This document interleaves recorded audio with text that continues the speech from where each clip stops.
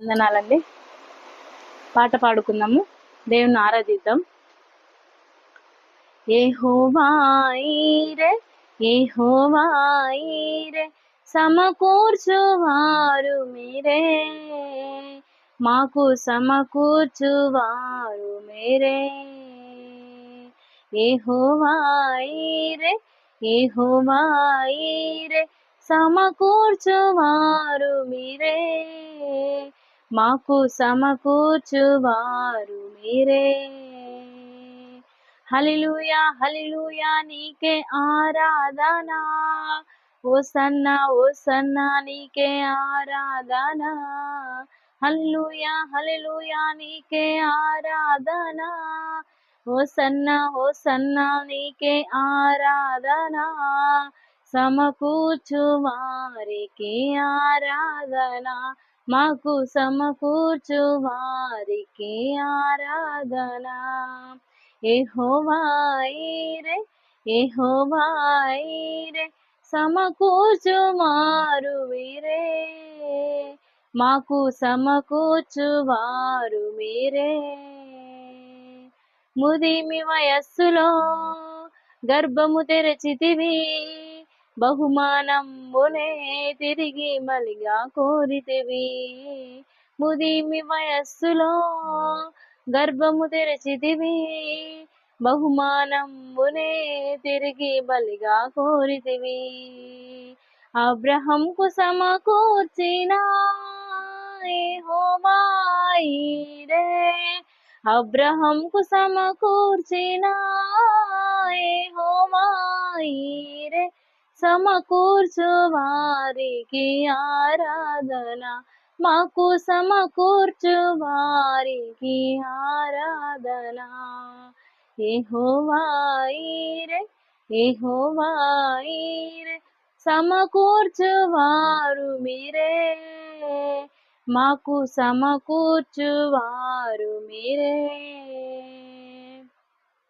ధనము పోయినా, బలము పోయినా, ఘనత పోయినా, కన్న బిడ్డలు లేకున్నా.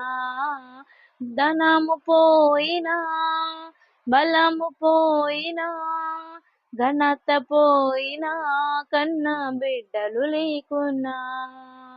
యోబుకు సమకూర్చిన యెహోవా ఈరే, యోబుకు సమకూర్చిన యెహోవా ఈరే, సమకూర్చు వారికి ఆరాధన, మాకు సమకూర్చు వారికి ఆరాధన. యెహోవా ఈరే, యెహోవా ఈరే, సమకూర్చువారు మీరే, మాకు సమకూర్చువారు మీరే.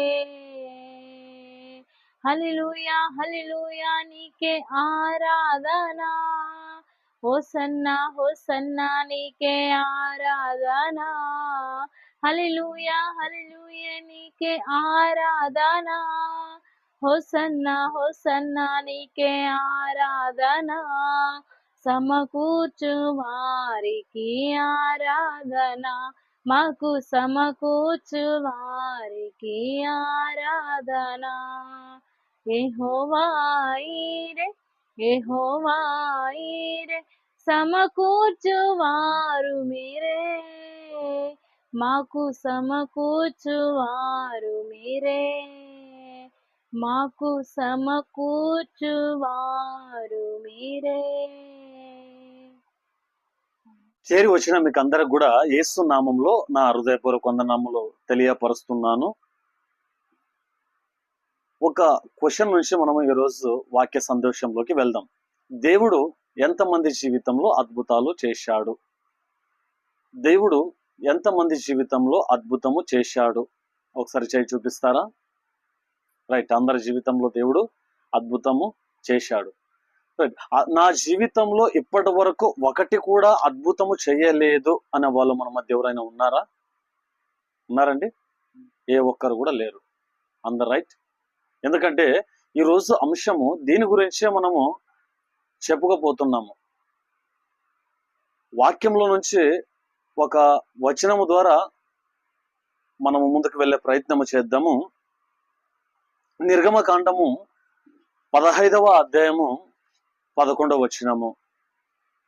నిర్గమకాండము 15వ అధ్యాయము 11వ వచనాన్ని చదివితే, యెహోవా వేల్పులలో నీ వంటి వాడెవడు, పరిశుద్ధతను బట్టి నువ్వు మహానీయుడవు, స్తుతి కీర్తనలను బట్టి పూజ్యుడవు, అద్భుతములను చేయువాడు. అంటే ఇక్కడ ఏం చూస్తున్నాం మనం అంటే, మొదటిగా మనం ఆరాధించే దేవుడు అద్భుతాలు చేసే దేవుడు. అర్థమవుతుందండి? అంటే ఇప్పుడు మీరు అంతా కూడా చేయి చూపించారు. మీ జీవితంలో దేవుడు ఏం చేశాడు? అద్భుతాలు చేశాడు. అద్భుతాలు చేశాడు కాబట్టి మీరు ఇంకా ఇతరుల ముందు సాక్ష్యం చెప్పడానికి కూడా మీరు ముందుకు వెళ్తారు. సాక్ష్యము అంటే నా జీవితంలో దేవుడు ఇలాంటి అద్భుతాన్ని జరిగించాడు అని కూడా మీరు చెప్తారు. అయితే ఈరోజు చాలా మంది ఏమంటున్నారంటే, దేవుడు ఒక సేవకుని బట్టి అద్భుతాలు జరిగించడు, సేవకుని ద్వారా ఏ అద్భుతము జరగదు అని కొంతమంది బయట మాట్లాడుతూ ఉంటారు. అలాంటి వాళ్ళ గురించి మనం పట్టించుకోవాల్సినటువంటి అవసరం అయితే మనకు లేదు. నిజంగా నీ జీవితంలో దేవుడు, నా జీవితంలో దేవుడు అద్భుతాలు చేస్తాడు కాబట్టి మనం ఎప్పుడు కూడా ఆయనకు కృతజ్ఞత కలిగి ఉండాలి అని వాక్యము ద్వారా మనం తెలుసుకోవచ్చు. అయితే దేవుడు ఇక్కడ ఏం చూస్తున్నామంటే, ఆయన అద్భుతాలు చేసే దేవుడు. ఈరోజు ప్రపంచంలో మీరు ఎవరినైనా చూడండి, ఎవరినైనా అడగండి, ఏమండి మీ జీవితంలో దేవుడు అద్భుతము చేశాడా అంటే ప్రతి ఒక్కరు కూడా ఏమని సమాధానం ఇస్తారంటే, నా జీవితంలో దేవుడు అద్భుతము చేశాడు. ఎప్పుడు, ఎక్కడ, ఎలా అని మీరు అడిగితే దానికి కూడా వాళ్ళు ఏం చేస్తారంటే జవాబునిస్తారు. అయితే కొంతమంది అంటూ ఉంటారు, నా కళ్ళ ముందు అద్భుతము జరిగితే నేను నమ్ముతా, నేను కొంతమందిని పిలుచుకువస్తా, ఆ పిలుచుకువచ్చినటువంటి వాళ్ళను స్వస్థపరచాలి, అప్పుడే నేనేం చేస్తా, నమ్ముతా అని కొంతమంది అంటారు. అయితే బైబిల్లో యేసుక్రీస్తు ఎలాంటి అద్భుతాలు చేశాడంటే అనేకమైనటువంటి అద్భుతాలు చేశాడు. ఆయన చేసినటువంటి అద్భుతములు లేదా సూచక క్రియలు ఎలా ఉన్నాయంటే, భక్తుడైనటువంటి యోహాను గారు అంటున్నారు, యోహాను రాసినటువంటి సువార్తలో ఆయన ఏమంటాడంటే, యేసుక్రీస్తు చేసినటువంటి సూచక క్రియలు లేదా అద్భుతాలు అనేకములు ఉన్నాయి, అంటే చాలా ఉన్నాయి. అవన్నీ కూడా రాసుకుంటూ పోతే ఈ భూలోకము పట్టదు అన్నాడు. అంటే యేసు అన్ని అద్భుతాలు చేశాడంటే అంతకన్నా ఎక్కువ చేశాడండి. అయితే మనకు కనిపించేది బైబిల్లో కొన్ని కనిపిస్తాయి. మనకు ఏవి కొన్ని కనిపిస్తాయి అంటే, చనిపోయినటువంటి వారిని లేపడము, గుడ్డి వారికి చూపునివ్వడము, కుంటి వారిని నడిపించడము, మూగవారిని మాట్లాడే విధంగా చేయడము, కుష్టి రోగంతో ఉన్నటువంటి వారిని స్వస్థపరచడము, ఇలా ఒక 5 లేదా 6 మనకు కనిపించిన వీటిని బట్టి అనేక మంది ఏమంటున్నారంటే, నేడు ఎవరైనా అద్భుతాలు చేసే వాళ్ళు ఉంటే ఈ మాటలనే చెప్తారు వాళ్ళు. అంటే సేవకులుగా ఉన్నటువంటి మీరు అద్భుతాలు చేసే వరం మీకుంటే ఏం చేయాలంట, చనిపోయినటువంటి వారిని మీరు లేవనెత్తండి, మూగ వారికి మీరు మాటనివ్వండి, చౌటి వారికి వినుకడినివ్వండి, చూపు లేనటువంటి వారికి చూపునివ్వండి, అప్పుడు మేమేం చేస్తాము, నమ్ముతాము అంటారు కొంతమంది. అయితే వీళ్ళు అన్యులు ఈ మాట మాట్లాడితే బాగుంటది, కానీ క్రైస్తవుల్లో, బోధకుల్లో, విశ్వాసి కలిగినటువంటి వారు ఇలాంటి మాట మాట్లాడితే మనకు బాధాకరం అండి, దుఃఖకరము. ఎందుకంటే అన్యులు నా ఎదుట నువ్వు సూచక క్రియను చెయ్యి, అన్యులు నా ఎదుట నువ్వు అద్భుత కార్యాన్ని చెయ్యి అంటే బాగుంటది, కానీ క్రైస్తవులుగా ఉన్నటువంటి మనలోనే మనము నువ్వు చేస్తావా, నేను కూర్చుంటాను, నీతోనే ఉంటాను అంటే అది బాగోదు అనే విషయాన్ని మీరు గమనించాలి. అందుకే ఇలాంటి తరములో కూడా కొంతమంది ఉన్నారు మన మధ్య. కొన్ని సంఘాల్లో నేను చూసినప్పుడు వాళ్ళు అంటారు, నా ఎదురుగా చేయాలి అద్భుతము, నా సంఘంలో చేయాలి అద్భుతము, నా మనుషులకు చేయాలి అద్భుతము. కాబట్టి అక్కడ వచ్చినటువంటి వారిని ఏం చేస్తారంటే శోధిస్తారు. ఈ శోధించే విషయంలో ఇప్పుడు ఇదేం కొత్త కాదండి, మొదటి శతాబ్దంలో కూడా మనం చూడొచ్చు. ఎక్కడ మనకు కనిపిస్తుందంటే, మార్కు రాసినటువంటి సువార్త 8వ అధ్యాయము, మార్కు రాసినటువంటి సువార్త 8వ అధ్యాయము 11వ వచనాన్ని మీరు చూస్తే అక్కడ ఒక గుంపు ఉందండి. ఇప్పుడు ప్రజెంట్ సిచ్యువేషన్ లో ఏ గుంపు అయితే మనకు అద్భుతం నా కళ్ళ ముందు జరిగించు, నేను అక్కడ వచ్చి కూర్చుంటాను, నేను కళ్ళారా చూస్తాను, నా మనుషులను బాగు చెయ్యి అనే బ్యాచ్ ఏదైతే ఉందో అలాంటి బ్యాచ్ ఇది కొత్తమే కాదు. మనకు బైబిల్లో పూర్వమే మనం చూడొచ్చు. ఒకసారి ఆ వచనం మీరు చదివితే మీకు క్లారిటిఫై అవుతుంది. మరొక రాసినటువంటి సువార్త 8వ అధ్యాయము 11వ వచనము. అంతట పరిసయ్యులు వచ్చి ఆయనను శోధించుచు ఆకాశము నుండి ఒక సూచక క్రియను చూపమని ఆయనను అడిగి ఆయనతో తర్కింపసాగిరి. మరొక్కసారి మీకు అవగాహనలోకి ఉండాలి, మర్చిపోకూడదు, గుర్తుండాలి. మిమ్మల్ని ఎవరు మోసం చేయకూడదు, ఎవరు మిమ్మల్ని మోసం చేయకూడదు. కాబట్టి ఆ వచనం మరొకసారి చదవండి. అంతటా పరిసయ్యులు వచ్చి ఆయనను శోధించుచు ఆకాశము నుండి ఒక సూచక క్రియ చూపమని ఆయన అడిగారంట. అంటే మొదటి శతాబ్దంలోనే యేసుక్రీస్తు ఈ భూమి మీద ఉన్నప్పుడు ఒక తెగ అడిగిందండి. ఆ తెగ పేరేంటంటే పరిసయ్యులు. ఈ పరిసయ్యులు యేసుక్రీస్తు దగ్గరకు వచ్చి ఏమడుగుతున్నారు? ఆకాశం నుంచి ఒక సూచక క్రియ మేము చూడాలి. అంటే నువ్వు అద్భుతాలు చేస్తాను అంటున్నావు కదా, నీ ద్వారా జరుగుతున్నాయి అంటున్నారు కదా, మళ్ళీ నీ ద్వారా చేసేటట్లుంటే, నువ్వు అద్భుతాలు చేసేటట్లుంటే నీ నుంచి మాకు ఒక అద్భుతం జరిగించు. ఆ అద్భుతము జరిగించాలి కాబట్టి ఆకాశం నుంచి ఏం చూపించాలంట? ఈ యొక్క సూచక క్రియను చూపమని ఆయనను అడిగి ఆయనతో తరికింపసాగారంటే చాలా విషయాలు మాట్లాడారండి, చాలా శోధించారండి ఆయన్ని. ఎంతగా శోధించారు అంటే, నువ్వు లేదా ఆ యేసుక్రీస్తును చూస్తున్నటువంటి యొక్క సమయంలో, మాట్లాడుతున్నటువంటి సమయంలో వాళ్ళు అనేక సార్లు ఆయనతో ఏం చేశారు? శోధించారు. ఏ విషయంలో శోధించారు అంటే అద్భుతాల విషయంలో శోధించారు, సూచక క్రియల విషయంలో శోధించారు. మా ముందు జరిగించు. ఈరోజు కూడా మనం చూస్తున్నాంగా, నా ముందు జరిగించు అంటారు. ఇది ఎక్కడది? పరిసయ్యులకు సంబంధించినటువంటి మనుషులు ఏమంటారంటే, మా ముందు అద్భుతాన్ని జరిగించు, నువ్వు ప్రవక్తవి కదా, నువ్వు దేవుని నుంచి అద్భుతాలు చేస్తావు కదా అని కొంతమంది సేవకులను విమర్శించే వాళ్ళు ఈరోజు మనము లోకంలో చూస్తున్నామండి. అయితే ఇక్కడ దేవుని వాక్యం మనకు సెలవిస్తుంది. అంతటా పరిసయ్యులు వచ్చి ఆయనను శోధించుచు ఆకాశం నుండి ఒక సూచక క్రియను చూపమని ఆయనను అడిగాను, ఆయనతో తరికింపసాగిరి. ఆయన అడిగారు, ఏదైనా ఒక అద్భుతాన్ని జరిగించమన్నారు. కానీ యేసుక్రీస్తు వాళ్ళను చూశాడు. ఏంది ఇంతలా వీళ్ళు ఏం చేస్తున్నారు? అడుగుతున్నారే, శోధిస్తున్నారే. కాబట్టి ఈ వాక్యాన్ని వింటున్నటువంటి సహోదరుడా, నీ జీవితంలో నువ్వు మర్చిపోకూడదు, దేవుణ్ణి శోధించకూడదు. దేవుని దగ్గర ఏం చేయకూడదు? నువ్వు శోధించకూడదు. ఏం శోధించకూడదు అంటే, నువ్వు నిజమైనటువంటి దేవుడు అయితే నాకు అద్భుతాన్ని జరిగించు, నువ్వు నిజమైనటువంటి దేవుణ్ణి అయితే ఏదైనా ఒక కార్యము జరిగించు, ఒక సూచక క్రియ నాకు అనుగ్రహించు అని మనం అడగకూడదండి. ఎవరు అడిగారు ఈ మాట? పరిసయ్యులు అడిగారు. నేడు ఎవరు అడుగుతున్నారు ఈ మాటను? విశ్వాసులు అడుగుతున్నారు, క్రైస్తవులలో ఉన్నటువంటి బోధకులు అడుగుతున్నారండి. అది మనకు మంచిది కాదు అనే విషయాన్ని మీకు తెలియపరుస్తున్నాను. అందుకే దేవుని వాక్యం మనకు స్పష్టంగా సెలవిస్తుంది. అంతటా పరిసయ్యులు వచ్చి ఆయనను శోధించేను అంటే ఒకసారికి అయిపోయేదండి. అంటే ప్రతిసారి వచ్చి శోధించే వాళ్ళండి.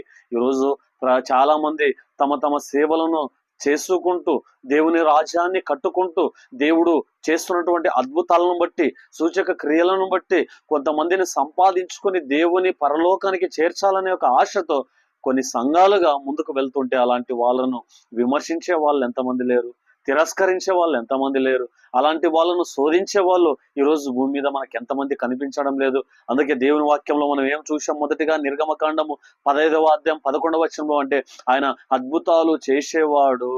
మరి అద్భుతాలు చేసే దేవుడు ఆయనను మనము శోధించడము న్యాయమేనా? మన యొక్క జీవితంలో కూడా, ఇక్కడ కూర్చున్న మీకు అందరి జీవితంలో కూడా దేవుడు ఏం చేశాడు? అద్భుతాన్ని చేశాడు, జరిగించాడండి. దానికి సాక్షులు మీరే, మనమే సాక్షులము. అయినప్పటికీ కూడా మనలో కొంతమంది దేవుని శోధిస్తారే, అలా శోధించకూడదని దేవుని వాక్యం మనకు తెలియపరుస్తుంది. అందుకే అక్కడ మత్తయి రాసినటువంటి సువార్త 13వ అధ్యాయము 54వ వచనాన్ని మీరు ఒకసారి చదివితే అక్కడ కూడా మనకు ఒక విషయం మనకు తెలియపరుస్తుందండి. మత్తయి రాసినటువంటి సువార్త 13వ అధ్యాయము 54వ వచనము.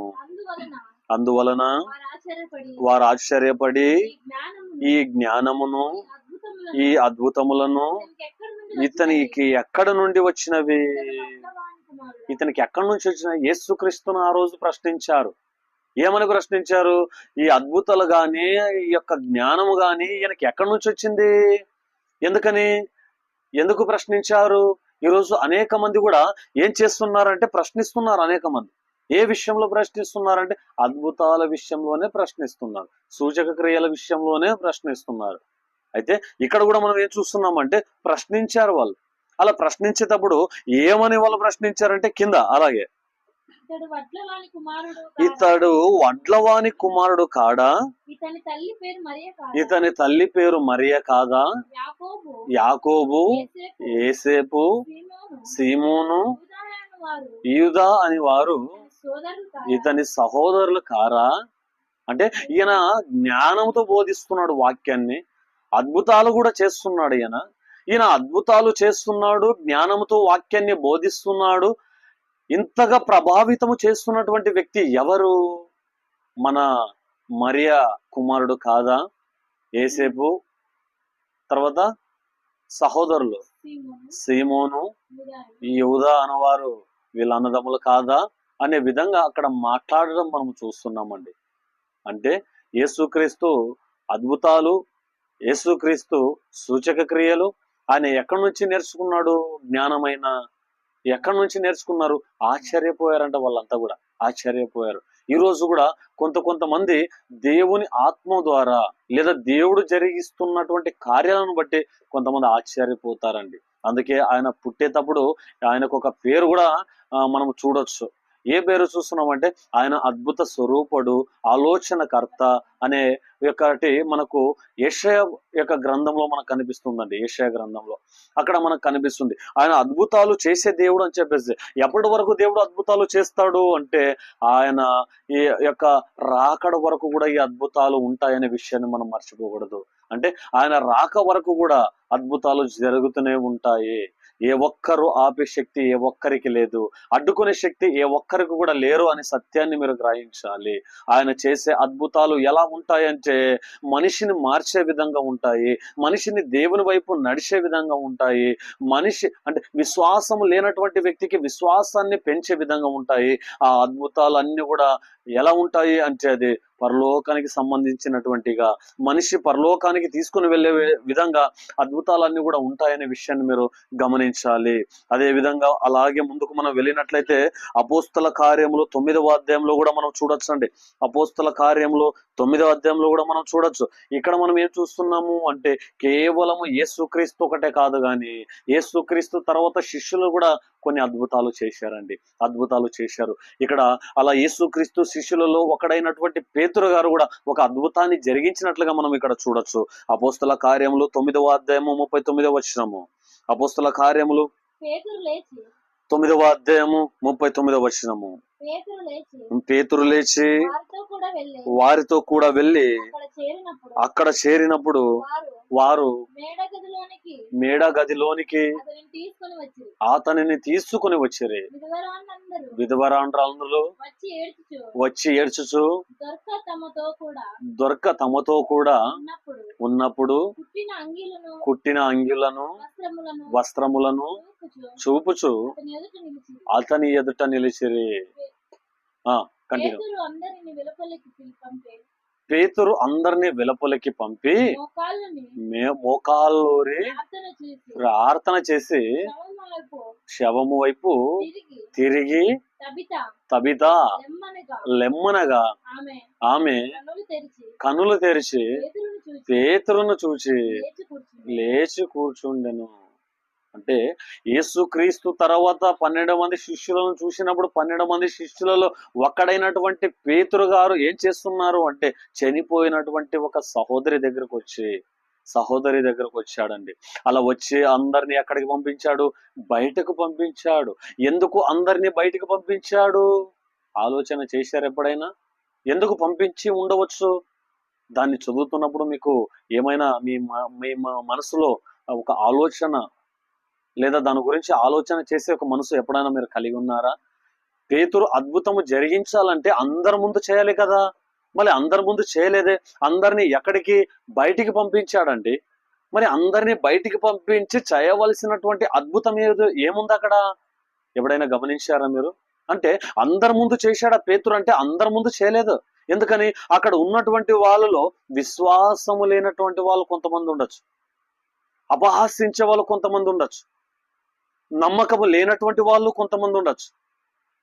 అలా నమ్మకము, విశ్వాసము, అపహాసించే వాళ్ళు, అలాంటి వాళ్ళ మధ్య కార్యాలు జరగవు కాబట్టి పేతురు ఏమంటున్నాడంటే, మీరు అందరూ వెళ్ళిపోండి, మీరందరూ వెళ్ళిపోయినట్లయితే అద్భుతము జరుగుతుంది. ఈరోజు ప్రశ్నిస్తున్నటువంటి సేవక, ప్రశ్నిస్తున్నటువంటి విశ్వాసే, నువ్వు మర్చిపోవద్దు, నా ఎదురుగా నువ్వు అద్భుతము చేయమంటే అది మన మూర్ఖత్వము. నేను ఉండే చోటే నువ్వు అద్భుతము జరిగించు, లేదా నువ్వు ఉండే చోటికి నేను వస్తాను, నా కళ్ళ ముందు జరిగించు, కొంతమందిని స్వస్థపరచు అనడం అది తప్పు. ఎందుకని? నువ్వు విశ్వాసంతో అడిగితే బాగుండు, అనుమానంతో అడుగుతున్నావు. నువ్వు విశ్వాసంతో అడిగితే అది మంచిదే, కానీ అనుమానంతో అడిగే వ్యక్తిగా నువ్వు ఉన్నావేమో. అందుకే పేతురు గారు ఏం చేస్తున్నారు? అద్భుతము జరిగే సమయంలో అందరినీ బయటికి పంపించాడండి. అద్భుతము దేనికి సాదృశ్యంగా ఉంది, దేనికి సూచనగా ఉందంటే అది నీకు దేవునికి మాత్రంగా సూచనగా ఉంది అనే విషయాన్ని మీరు మర్చిపోకూడదు. కొన్ని చోట్ల దేవుడు బహిరంగంగా ఆయన అద్భుతాలు చేశాడు, అందరి ముందు చేశాడు. కానీ కొన్ని మాత్రంగా ఆయన ఎలా చేశాడంటే అవి ఒక్కరున్నప్పుడు మాత్రమే చేసినట్లుగా కూడా మనం చూడొచ్చు. అదే యేసుక్రీస్తు వెళ్తున్నటువంటి ఒక సమయంలో కూడా ఆ యేసుక్రీస్తు కూడా అనేక మంది ఉన్నప్పటికీ కూడా అనేక మందిని పంపించి ఆయన ఒక్కడే అక్కడ ఉండి అద్భుత కార్యాన్ని జరిగించినట్లుగా లేఖనాలు మనకు తెలియపరుస్తున్నాయండి. ఈ వాక్యము ద్వారా దేవుడు నీకు నాకు మనకేం తెలియపరుస్తున్నాడు అంటే, అద్భుతాలు చేయడానికి ఎల్లప్పుడూ ఆయన సిద్ధంగా ఉంటాడు. అయితే మనలో ఏముండకూడదు అంటే అపనమ్మకం ఉండకూడదు, అపవిశ్వాసం ఉండకూడదు, బలహీనమైనటువంటి విశ్వాసం మనలో ఉండకూడదు అని వాక్యం మనకు సెలవిస్తుంది. ఇప్పుడు దేవుడు అద్భుతాలు చేస్తాడంటే అద్భుతాలు చేస్తాడు.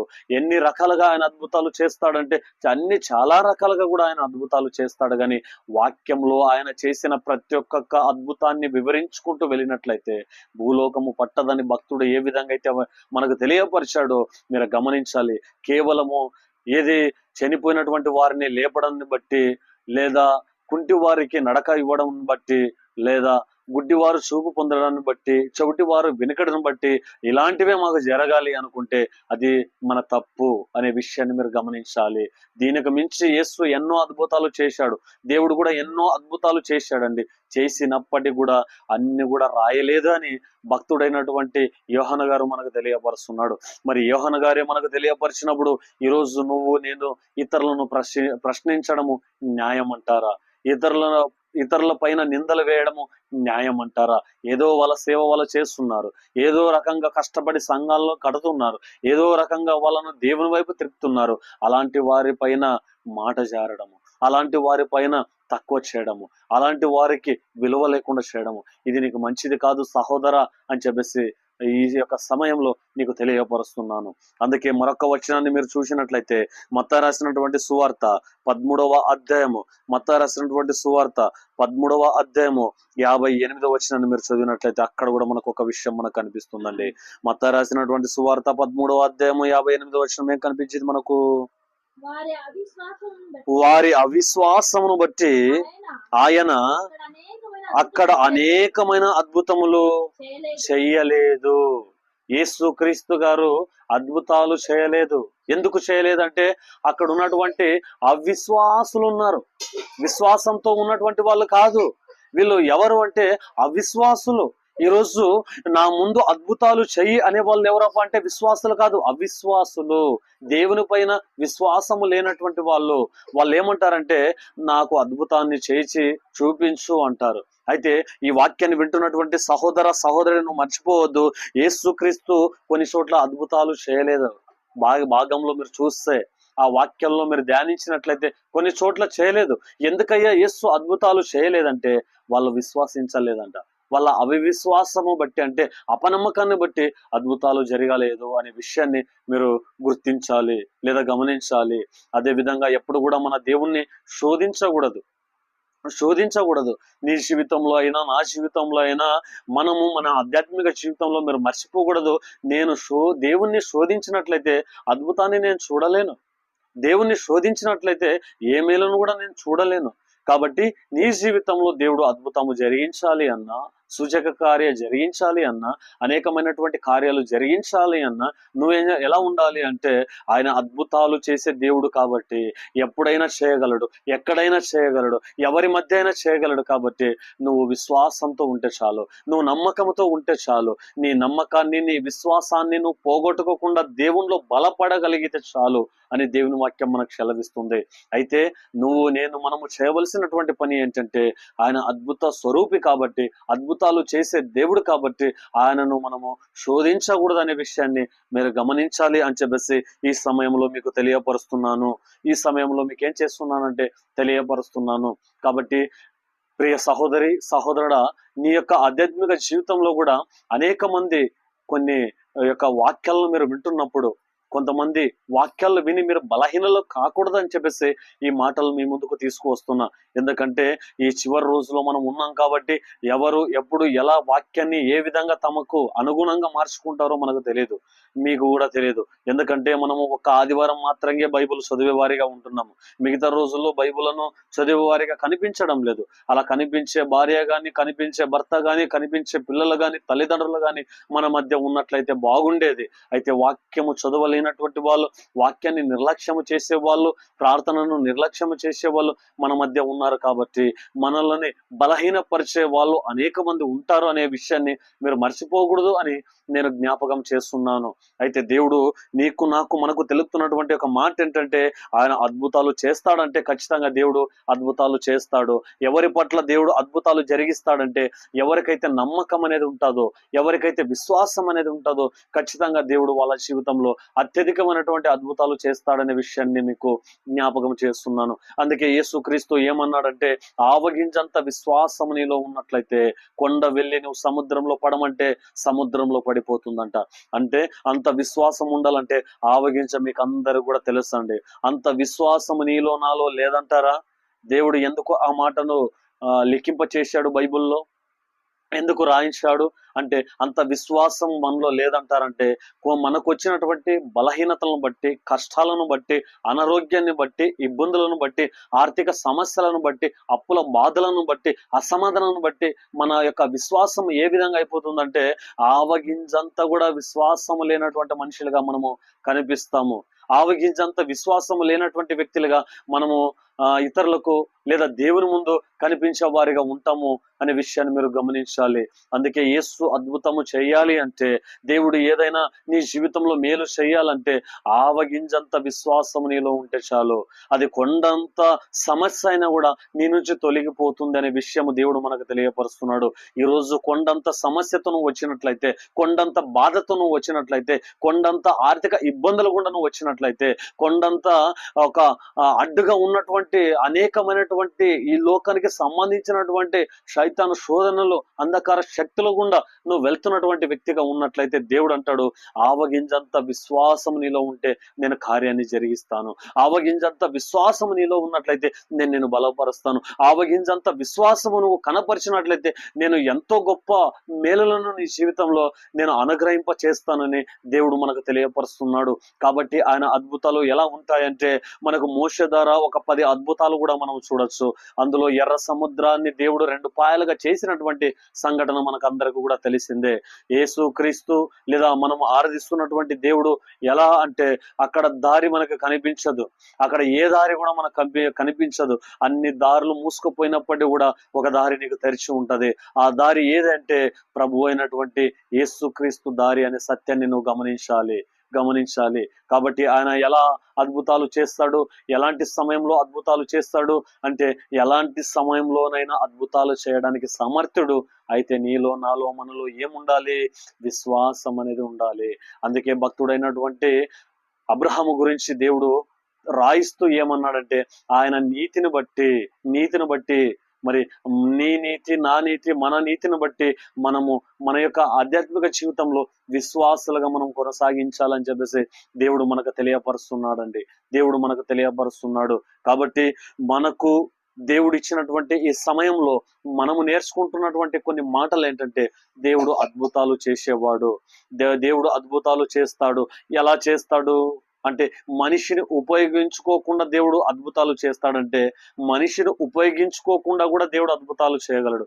అయితే దేవుడు నేనున్నాను, నేను ఒక వ్యక్తిని ఎన్నుకున్నాను అని తాను ఇతరులకు తెలియపరచుకోవడానికి దేవుడు ఏం చేస్తాడంటే ఒక వ్యక్తి ద్వారా జరిగిస్తాడండి. అలా వ్యక్తి ద్వారా ఎవరైనా మరి పాత నిబంధన గ్రంథంలో కానీ కొత్త నిబంధన గ్రంథంలో కానీ ఒక వ్యక్తి ద్వారా అద్భుతాలు జరిగించినట్లుగా లేఖనాల్లో మనకు ఉన్నాయా అంటే, మనకు ఉదాహరణకు మనం చూస్తే మోషే విషయం మీకు అందరికీ తెలిసిందే.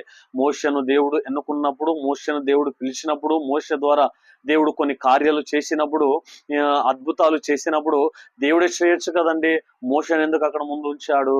దేవుడే చేయొచ్చు కదండి, మోషేను ఎందుకు వాడుకుంటున్నాడు దేవుడు అంటే, మోషే ద్వారా ఏం చేస్తున్నాడు అక్కడ దేవుడు? కార్యాలను జరిగిస్తున్నాడు. మరి మోషే ద్వారా దేవుడు కార్యాలను జరిగిస్తున్నాడనే విషయం నీకు తెలిస్తే ఒక విషయం నీకు అర్థమైపోతుంది.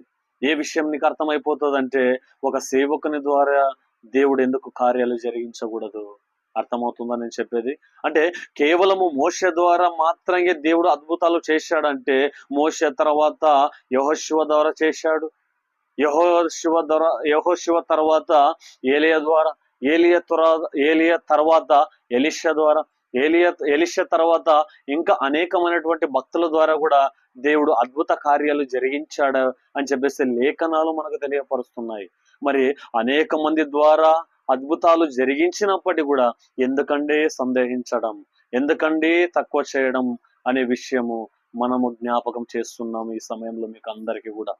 అంటే దేవుని వాక్యం మనకేమి సెలవిస్తుందంటే, ఒక వ్యక్తి ద్వారా నేను ఏం చేస్తున్నాను? కార్యాన్ని జరిగిస్తున్నాను. ఒక వ్యక్తి ద్వారా మనం ఏం చేస్తున్నామంటే అద్భుతాన్ని లేదా సూచక క్రియను జరిగిస్తున్నాము అనే విషయం మనకు కనిపిస్తుందండి. మళ్ళీ అలా కనిపిస్తుంది కాబట్టి దేవుడు స్వయంగా అద్భుతాలు చేస్తాడంటే, మొదటిగా ఆయన సొంతంగానే అద్భుతాలు చేస్తాడు.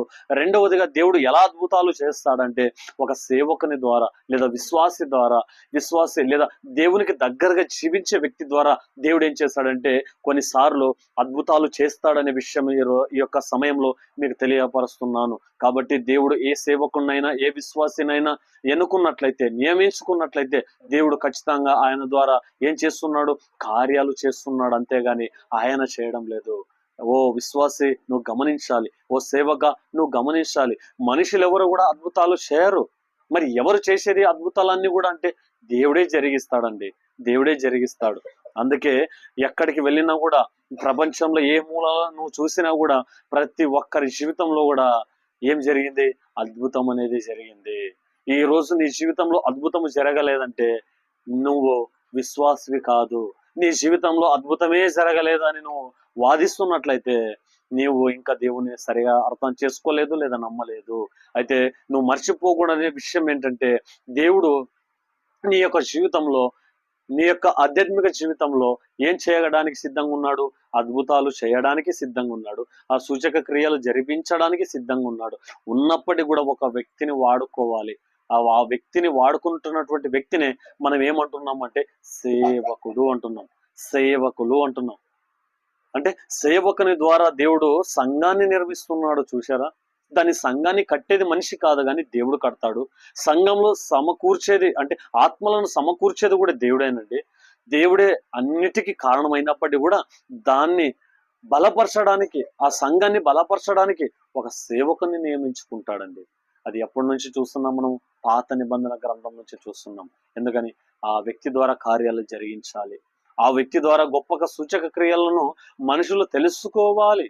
ఎప్పటి వరకు తెలుసుకుంటారు? ఆయన రాకడ వరకు కూడా ఇవన్నీ కూడా ఉంటాయనే విషయాన్ని మీరు మర్చిపోకూడదు.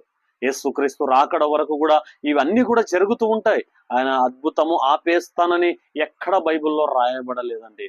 ఒకవేళ అలా ఎక్కడైనా రాసినట్లుగా మీకు కనిపిస్తే నాకు చెప్పండి. దాని గురించి కూడా మనము ఎపిసోడ్ అంటే 2వ ఎపిసోడ్లో కూడా మనం మాట్లాడుకుందాం. నేను ఇక్కడితో అద్భుతాలు ఆపేస్తాను అనే మాటలు మనకు బైబిల్లో ఏమైనా కనిపిస్తే చెప్పండి నాకు. 66 పుస్తకాల్లో ఎక్కడైనా ఏ మూల లేదా ఏ వచనంలో అయినా అలా రాయబడినట్లయితే నాకు తెలియపరచండి.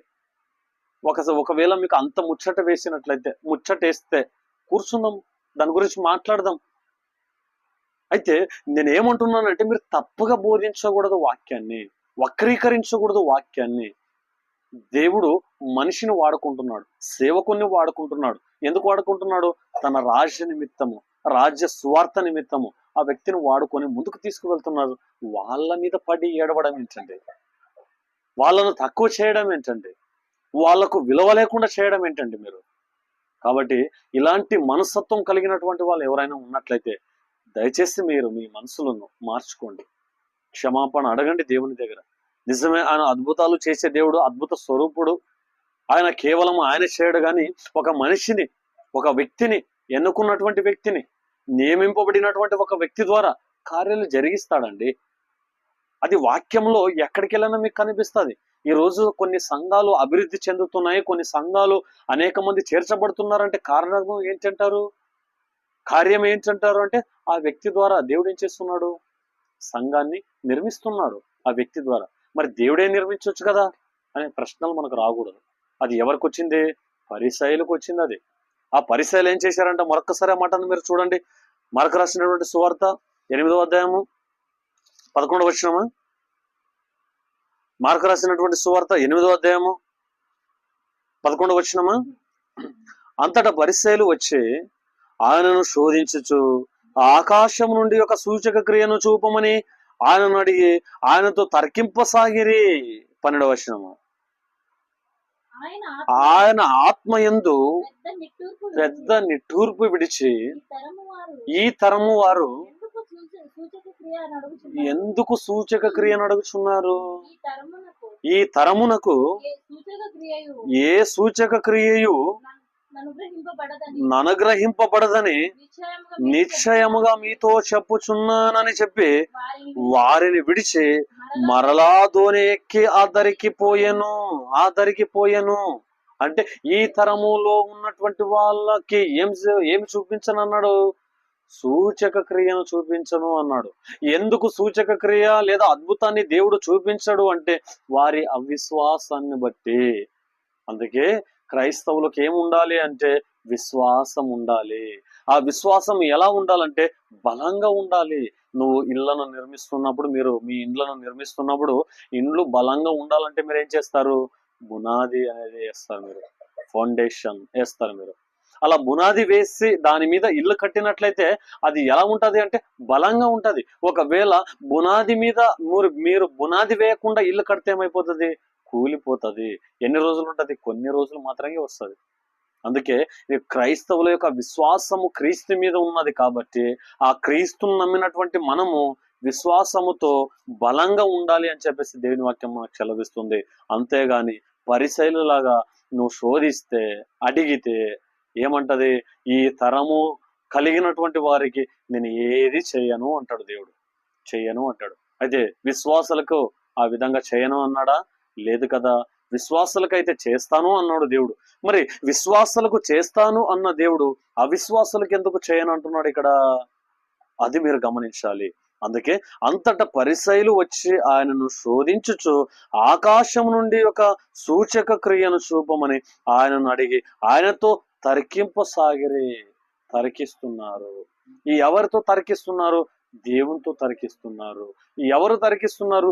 పరిసయ్యులు తర్కిస్తున్నారు.